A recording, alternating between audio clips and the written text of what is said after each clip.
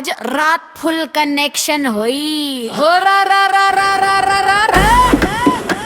कमरिया ब्लूटूथ से जुड़ गए, दिलवा के डिवाइस में घुस गए, टच होते ही सिग्नल मिल गए, तोरे बिना बना रह गए। कमरिया ब्लूटूथ से जुड़ गए, बात से चल गए, नजरिया के वाईफाई खुल गए, हमारा सिस्टम हैक हो गए।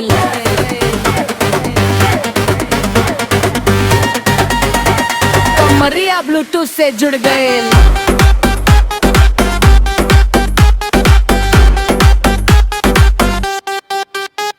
जब से तो से नजरिया लड़लन दिलवा के पास हुए के खूरी ओरे मुस्कान के क्यूआर कोड सीधा हमरा दिल में स्कैन हो गए।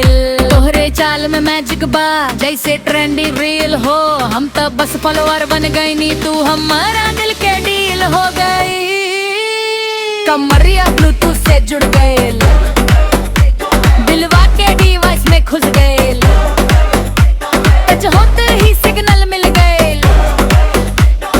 अब तो जन्म भर साथे जुड़ गए।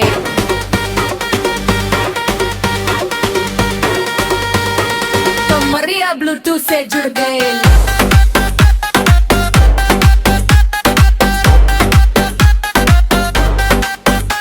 तोरे संग कनेक्शन स्ट्रॉन्ग बा, कोनो नेटवर्क डाउन न हो, तोने घर पर सद ऑनलाइन रहेलू, हमरा दिल के टाउन में हो, तोहरे बिना लग हो जाला, लाइफ में एरर आ जाला, तो से जुड़ते स्मूथ चल जाला, हर प्रॉब्लम क्लियर हो जाला।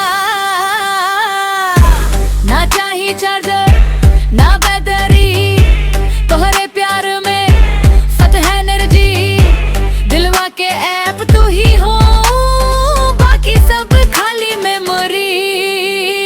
कमरिया ब्लूटूथ से जुड़ गए, दिलवा के डिवाइस में घुस गए, टच होते ही सिग्नल मिल गए, अब तो जन्म भर साथे जुड़ गए।